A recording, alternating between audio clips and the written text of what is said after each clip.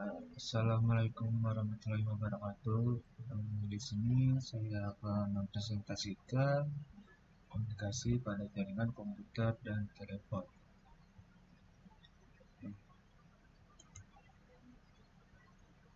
Yang pertama, di sini saya akan membacakan sejarah Radio over Internet Protocol atau ROIP.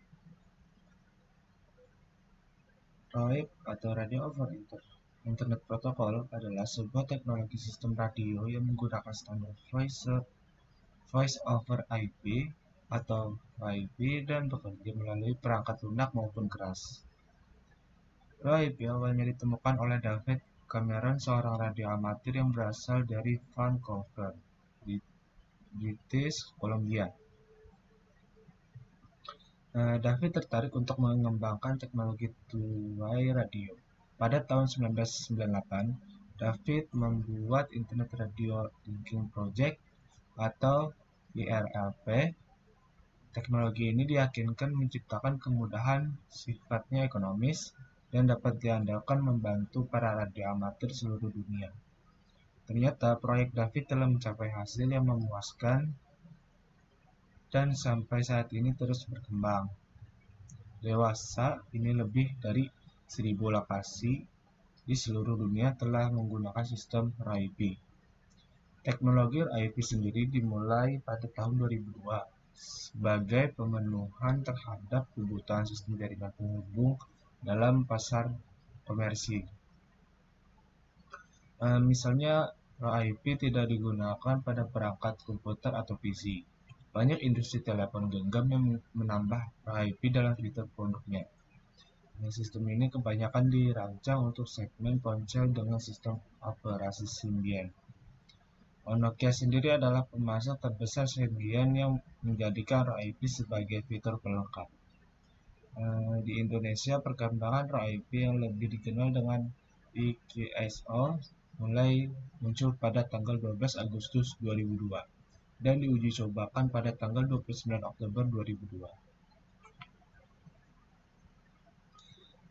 Selanjutnya, di sini ada jenis-jenis protokol pendukung RIP.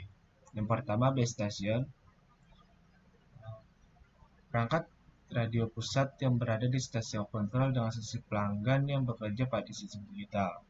Intent Cordless Telecommunication. Pada RIP base station merupakan protokol penting sebagai jembatan antara pengguna dengan IP gateway. Yang kedua, IP gateway. Perangkat yang dapat mengkonversi data ke dalam protokol internet mengacu pada suara diubah menjadi IP atau perangkat yang mengkonversi suara digital ke dalam paket IP. Yang ketiga, IP interface. IP interface menjadi penghubung antar komunikasi VIP yang berbentuk digital, meneruskan suara yang dihasilkan oleh kedua jaringan komunikasi yang berbeda.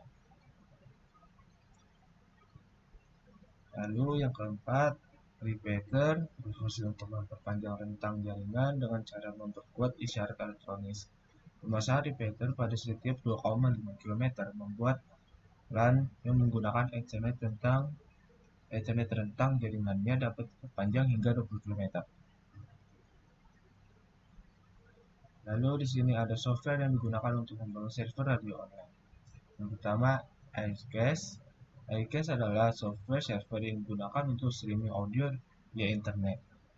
Digunakan banyak radio di seluruh dunia karena memiliki banyak fitur dan mudah diakses oleh pendengar. Pertama kali diluncurkan sebagai open source software pada Januari 1995. iCast dikembangkan oleh Shift of Foundation, sebuah organisasi non-profit yang memproduksi software dan multimedia format gratis. Lalu di sini ada Shotcast. Shotcast merupakan software server streaming ternama yang digunakan oleh ribuan stasiun radio di seluruh dunia.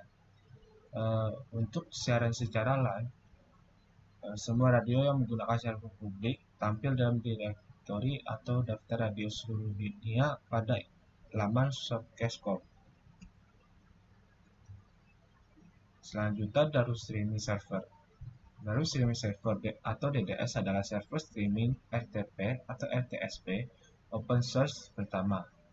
Ini dirilis 16 Maret 1999 dan merupakan server streaming media RTSP atau RTP berfitur lengkap yang mampu mengalirkan berbagai jenis media termasuk A264 atau MPEG-4 AVC, MPEG-4, 42 dan 3GP.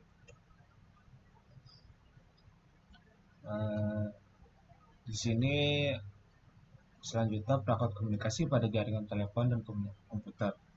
Untuk perangkat komunikasi pada jaringan telepon dan komputer, di sini terbagi menjadi dua, yaitu berbasis kabel atau wireline dan berbasis kabel atau wireless. Di sini yang pertama saya akan membaca yang berbasis kabel atau wireline. Yang pertama kabel tembaga. Kabel tembaga adalah kabel yang terdapat tembaga di dalamnya sebagai konduktor dan telah digunakan dalam kabel listrik sejak penemuan elektromagnet dan telegraf pada tahun 1820-an. Yang kedua, fiber optik. Fiber optik adalah salah satu jenis kabel yang terbuat dari kaca atau plastik yang sangat halus atau berdiameter 120 mikrometer lebih kecil dari rambut manusia yang digunakan sebagai media transmisi. Kabel ini bisa mentransmisikan sinyal cahaya dari lokasi satu ke lokasi lainnya dengan kecepatan yang optimal. Yang ketiga, hybrid fiber coaxial atau HFC adalah teknologi jaringan telekomunikasi broadband yang menggabungkan kabel koaksial dan kabel serat optik. Kombinasi antara kabel koaksial dan serat optik ini digunakan untuk membawa konten-konten broadband seperti video, data, suara, dan layanan interaktif lainnya yang menggunakan kabel koaksial dan serat optik. Lalu selanjutnya yang nirkabel atau wireless. Yang pertama, BTS atau Base Transceiver Station. BTS adalah sebuah infrastruktur telekomunikasi yang memfasilitasi komunikasi nirkabel antara peranti komunikasi dan jaringan operator.